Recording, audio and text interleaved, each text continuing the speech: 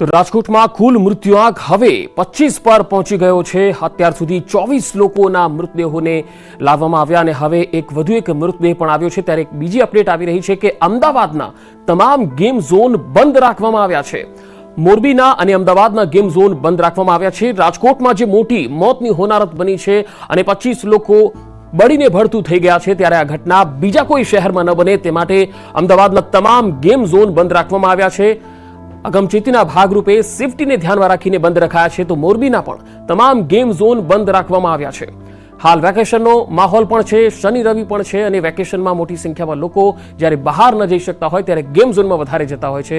સંવાદદાતા અમદાવાદથી મૌલિક મારી સાથે જોડાયા છે। મૌલિક, અમદાવાદના તમામ ગેમ ઝોન બંધ કરવાનો આદેશ આપવામાં આવ્યો છે, શું વધુ માહિતી છે?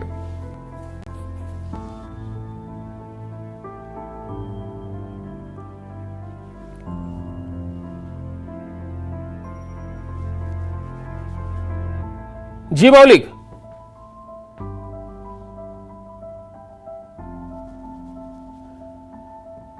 તો ફરી એકવાર પ્રયત્ન કરીશું મૌલિકનો સંપર્ક કરવાનો। તો હાલ અમદાવાદના તમામ હાલની વાત કરું તો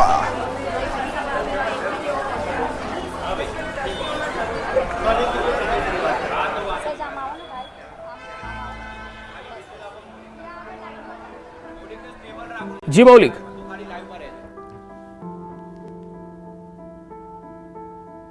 પંકજ, બિલકુલ જે રીતે રાજકોટની ઘટના બની, 24 બાળકોના મોત નિપજ્યા। આ મોત નિપજ્યા બાદ એકાએક જે છે તે અમદાવાદ મ્યુનિસિપલ કોર્પોરેશન હરકતમાં આવ્યું છે અને તમામ જગ્યાએ આ ફન બ્લાસ્ટ હોય કે પછી ફનની ઘણી બધી જે મુવમેન્ટ છે તે મુવમેન્ટોમાં અત્યારે હાલ જે છે બંધ કરવાની નોબત આવી છે।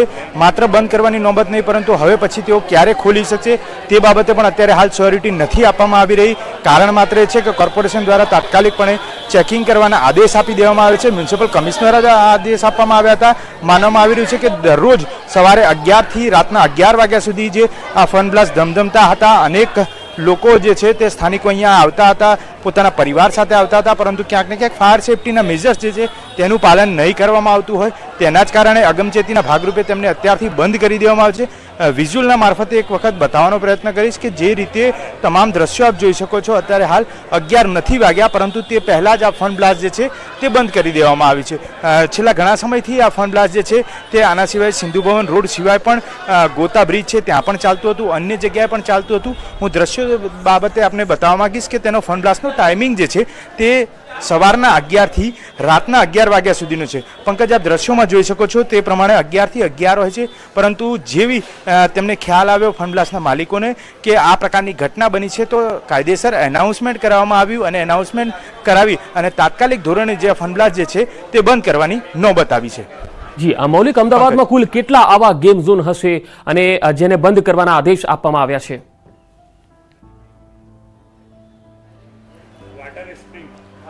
પંકજ, એક અંદાજ મુજબ કહી શકાય તો 10 થી વધુ ફન બ્લાસ્ટ જેવા અલગ અલગ પ્રકારના મોલ જે છે તે અલગ અલગ નામે ચાલતા હોય છે। તે પછી માત્ર ને માત્ર ખાણીપીણીની બજાર હોય છે કે પછી આ પ્રકારના ફન બ્લાસ્ટ હોય છે, તેવા 10 થી વધુ મોલ હોય છે। તેની ઉપર અત્યારે હાલ કાર્યવાહીની સૂચના જે છે તે પોલીસ કમિશનરની સાથે સાથે અમદાવાદ મ્યુનિસિપલ કમિશનર દ્વારા પણ આપવામાં આવી છે। હવે સેફટી મેજર્સની જ્યાં સુધી વાત છે તો તે સેફટી મેજર્સની ચકાસણી કરવા બાબતે હવે ફાયર બ્રિગેડની ટીમ જે છે તે રવાના થઈ ચૂકી છે। માનવામાં આવ્યું છે કે 9:30 ની આસપાસ આ ફન બ્લાસ્ટ જે સિંધુ ભવન રોડ ઉપર આવેલું છે ત્યાં ચેકિંગ માટે આવશે। ફાયર બ્રિગેડની અલગ અલગ સ્થિતિઓ જે છે તેની ચકાસણી કરશે અને ત્યારબાદ તેમના જે સર્ટિફિકેટ જે છે તે સર્ટિફિકેટમાં પાસ આઉટ થયા બાદ જ તેમને ફરી એક વખત ઓપન કરવા માટેની પરવાનગી આપી શકે છે। જી મૌલિક, આભાર સમગ્ર માહિતી આપવા માટે। તો અમદાવાદમાં તમામ ગેમ ઝોન હવે બંધ કરી દેવાના આદેશ આપવામાં આવ્યા છે। અમદાવાદમાં 10 થી પણ વધારે ગેમ ઝોન છે અને આ ગેમ ઝોનમાં મોટી સંખ્યામાં લોકો આવે છે, ખાસ તો વેકેશનનો માહોલ છે એટલે વધારે સંખ્યામાં લોકો આવતા હોય છે, ત્યારે હવે આ ગેમ ઝોન બંધ થઈ ગયા છે અને કોર્પોરેશન હવે આ ગેમ ઝોનમાં તપાસ કરશે। ફાયર એનઓસી સહિતના તમામ જે નિયમોનું ક્યાં અનદેખી નથી થતી એ પણ તપાસ થશે। પરંતુ રાજકોટ અગ્નિકાંડને લઈને સૌથી મોટો ખુલાસો, અત્યાર સુધીમાં આગમાં 25 લોકો ભડતું થયા। મૃતકો મોટા ભાગના બાળકો છે। આ 25 લોકોમાં સૌથી વધારે બાળકો છે। પોસ્ટમોર્ટમમાં જગ્યા ખૂટી પડી એ પ્રકારની સ્થિતિ છે। તક્ષશિલા, ઝૂલતો પુલ, હરણીકાંડ અને હવે બર્નિંગ ઝોન। મૃતક બાળકો જેમની ઉંમર 18 વર્ષથી પણ ઓછી ઉંમરના આ બાળકો છે, જે લોકોએ પોતાના વહાલ સોયાને ખોયા છે। પોસ્ટમોર્ટમ રૂમની અંદર તમે જુઓ તો મૃતદેહો એક બાદ એક આવી રહ્યા છે અને હવે જગ્યા પણ ખૂટી પડી છે. ટીઆરપી ગેમ ઝોનમાં જે રીતે આગનો આ બનાવ બન્યો અને હવે મૃત્યુ આંક 25 પર પહોંચી ગયો છે. સૌથી વધારે મૃતકોમાં બાળકોનો સમાવેશ થાય છે. આ એક મોટી ઘટના રાજકોટમાં બની છે. અત્યાર સુધી જે તક્ષશિલાની ઘટના આપણે જોઈ હતી અને તેમાં જે મૃત્યુ આંક હતો અને તે જે ઘટના હતી આ ઘટના એના કરતાં પણ મોટી છે અને 5 વર્ષ બાદ આ સૌથી મોટો આગનો બનાવ છે. અને આ બનાવ બન્યો ત્યારે તેમના પરિવારજનો જે છે એ દોડતા દોડતા આ સ્થળ પર આવ્યા અને પોતાના વહાલ સોયાને તેમની આંખો શોધી રહી હતી. પરંતુ થોડા કલાકો બાદ જ્યારે એક પછી એક મૃતદેહો બહાર લાવવામાં આવ્યા આ પરિવારજનો ધ્રુસકે ને ધ્રુસકે રડી પડ્યા. ઘણા મૃતદેહો તો એવા છે કે જેમની ઓળખ પણ થઈ શકે એવી નથી. 25 લોકો ભડથું થઈ ગયા આગમાં. આ આગ કયા કારણોસર લાગી હતી એ સામે નથી આવી શક્યું, પરંતુ આ શોર્ટ સર્કિટને કારણે આગ લાગી અને 10 સેકન્ડમાં માત્ર 10 સેકન્ડમાં જ એટલી આગ વિકરાળ બની ગઈ કે બધું હતું ન હતું થઈ ગયું. અને ફાયર બ્રિગેડની 8 થી પણ વધારે ટીમો અહીંયા આગ બુઝાવવાની કામગીરી માટે આવી તો હતી, પરંતુ જે અંદર લોકો ફસાઈ ગયા હતા એ લોકો ભડતું થઈ ગયા. અને રાજકોટ અગ્નિકાંડને લઈને હવે જે અપડેટ મળી રહી છે તે પ્રમાણે 25 લોકો ભડતું થઈ ગયા છે. મૃતકોમાં 9 થી પણ વધારે બાળકોની સંખ્યા છે કે જેઓ 18 વર્ષથી પણ ઓછી ઉંમરના બાળકો છે. ગુજરાત સરકારે મૃતકોને 4 લાખ અને ઈજાગ્રસ્તોને 50,000ની સહાયની જાહેરાત કરી છે. અને અત્યાર સુધીમાં માનવામાં આવી રહ્યું છે કે તેના જે 2 સંચાલકો છે તેની પણ અટકાયત કરી લેવામાં આવી છે. જો કે આ અંગે હજુ સત્તાવાર પુષ્ટિ થઈ શકી નથી. રાજકોટ અગ્નિકાંડ મુદ્દે અમિત શાહે પણ ટ્વીટ કર્યું છે. ગૃહમંત્રી અમિત શાહે આ સમગ્ર ઘટના અંગે દુઃખ વ્યક્ત કર્યું છે અને મૃતકો પ્રત્યે સંવેદના વ્યક્ત કરી છે. રાજકોટ અગ્નિકાંડ મુદ્દે કેન્દ્રીય ગૃહમંત્રી અમિત શાહે સોશિયલ મીડિયા એક્સ પર ટ્વીટ કર્યું અને તેમણે આ રાજકોટની ઘટનાને ખૂબ જ દુઃખદ ગણાવી અને મૃતકો પ્રત્યે સંવેદના વ્યક્ત કરી છે. તો બીજી તરફ પ્રધાનમંત્રી નરેન્દ્ર મોદીએ પણ સોશિયલ મીડિયા એક્સ પર ટ્વીટ કરી અને આખી ઘટના અંગે દુઃખ વ્યક્ત કર્યું છે. તેમણે લખ્યું છે કે ગુજરાતના મુખ્યમંત્રી ભૂપેન્દ્રભાઈ પટેલ સાથે વાતચીત થઈ છે અને તેમણે આખી આ ઘટના અંગે તેમણે અવગત કર્યા છે અને તેમણે તમામ જે મૃતકો છે તેમના માટે સંવેદના વ્યક્ત કરી છે. તો કેન્દ્રીય ગૃહમંત્રી અને પ્રધાનમંત્રી નરેન્દ્ર મોદીએ આ ઘટનાને લઈને દુઃખ વ્યક્ત કર્યું છે. જે દ્રશ્યો આવી રહ્યા છે એ ખરેખર રડાવી દેનારા દ્રશ્યો છે અને અલગ અલગ તસવીરો આવી રહી છે. એક તરફ પરિવારજનો આક્રંદ કરી રહ્યા છે. તો પહેલી જે તસવીર અમે આપણે બતાવી રહ્યા છીએ, જ્યારે આ ઘટના બની ત્યારે આગ કેટલી વિકરાળ હતી અને તેનો ધુમાડો 3 થી 4 કિલોમીટર દૂર દૂર સુધી લોકો જોઈ શકતા હતા. એ પ્રકારની વિકરાળ આગ હતી.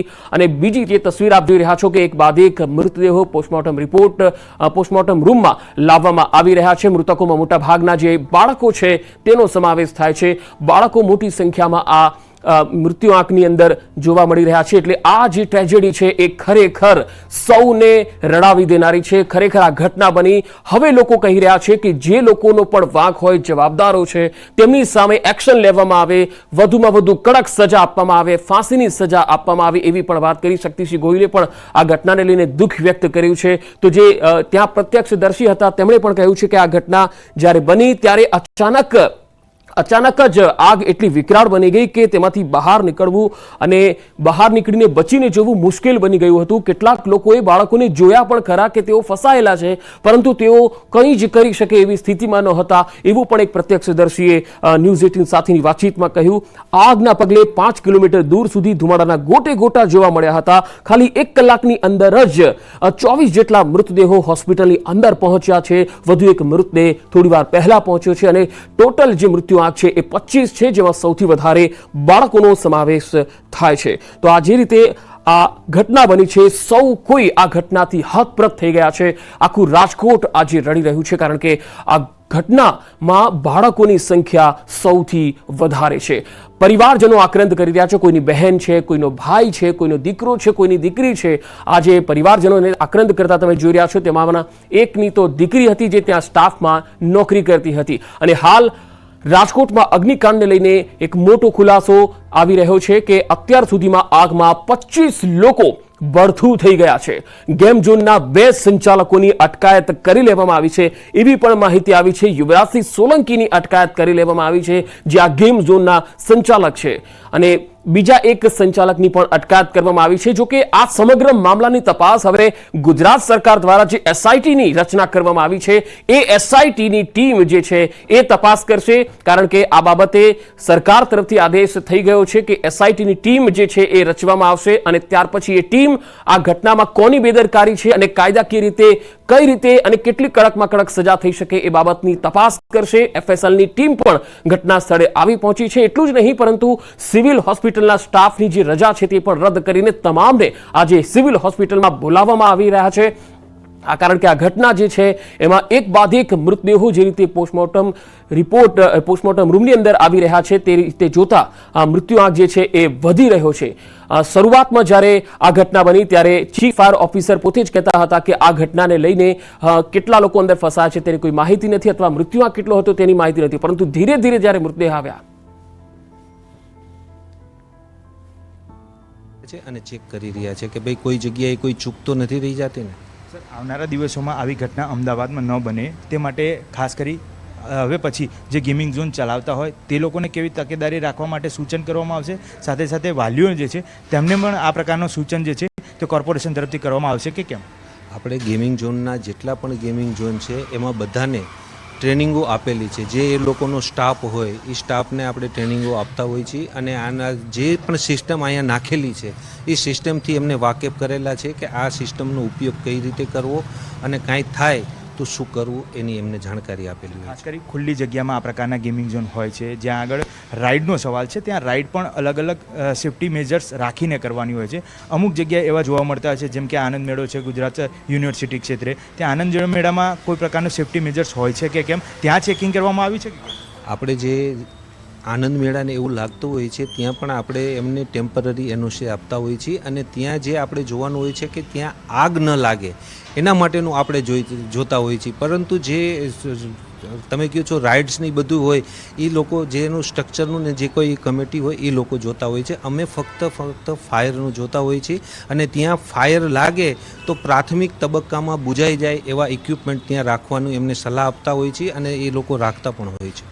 તો આ હતા chief fire officer Jayesh Khadiya, જેમનું કહેવું છે આગામી સમયમાં પણ આ જ પ્રકારે તમામ જગ્યાએ ચેકિંગ કરવામાં આવશે અને કોઈ પણ પ્રકારની શરત ચૂક ન રહી જાય અને આવા પ્રકારના બનાવ અમદાવાદ વિસ્તારમાં ના બને તેની પૂરતી તકેદારી રાખવામાં આવશે. કેમેરામેન શ્રેણિક મહેતા સાથે મૌલિક દામેચા, ન્યૂઝ 18 ગુજરાતી, અમદાવાદ. તો અમદાવાદના ફાયર ઓફિસરે પણ જણાવ્યું છે કે હાલ અમદાવાદના બધા જ ગેમ ઝોન બંધ કરી દેવામાં આવ્યા છે અને ફાયર સેફટીને ધ્યાનમાં રાખીને બંધ કરાયા છે. તમામ જે ગેમ ઝોન છે તેમાં એ જોવામાં આવશે, ચકાસણી થશે કે ત્યાં ફાયરની સુવિધા કયા પ્રકારની છે, ફાયર એનઓસી છે કે કેમ, આ તમામ તપાસ કર્યા પછી જ ચાલુ કરાશે. હાલ પૂરતા અમદાવાદના તમામ ગેમ ઝોન બંધ કરવામાં આવ્યા છે. તો રાજકોટમાં જે ઘટના બની તેને લઈને હવે વહીવટી તંત્ર અને અલગ અલગ જિલ્લાની ટીમો સક્રિય બની ગઈ છે અને પોતાના જિલ્લામાં આ પ્રકારના ગેમ ઝોન આવેલા છે તો ત્યાં ચકાસણી થઈ રહી છે કે ત્યાં ફાયર એનઓસી છે કે કેમ અને હાલ ગેમ ઝોન બંધ કરી દેવાની સૂચના આપી દેવામાં આવી છે. અમદાવાદના તમામ ગેમ ઝોન છે એ હાલ બંધ છે અને હવે ક્યારે ચાલુ થશે એ નવી સૂચના ન મળે ત્યાં સુધી કંઈ જ કહી શકાય તેમ નથી. હાલ તપાસ થશે કે આ ગેમ ઝોનમાં એનઓસી છે કે કેમ, ફાયર એનઓસી છે કે કેમ, ફાયરની સુવિધા કયા પ્રકારની છે એ જોયા પછી જ હવે ઓપન કરવાની સૂચના આપવામાં આવશે. કારણ કે રાજકોટની અંદર જે ઘટના બની છે 25 લોકો આ આગની ઘટનામાં જીવતા ભૂંજાઈ ગયા, બરથું થઈ ગયા છે અને આ અગ્નિકાંડને લઈને હવે અલગ અલગ જિલ્લામાં પણ સૂચનાઓ મળી રહી છે કે ગેમ ઝોન બંધ કરી દેવામાં આવે.